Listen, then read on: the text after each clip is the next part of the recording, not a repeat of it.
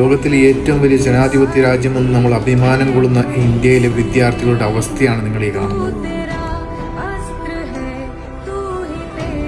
ഡൽഹിയിലെ ജന്തർ മന്ദിറിന്റെ മണ്ണിൽ CJPയുടെ നേതൃത്വത്തിൽ നടക്കുന്ന സമരത്തിന്റെ ശംഖനാദം കേവലം ഒരു പ്രതിഷേധ പ്രകടനമല്ല, മറിച്ച് രാജ്യത്തെ സമഗ്ര ജനാധിപത്യ മൂല്യങ്ങളുടെയും വ്യവസ്ഥകളുടെയും നേർക്ക് തൊടുത്ത ഏറ്റവും വലിയ ശക്തമായൊരു ചോദ്യചിഹ്നമാണ്.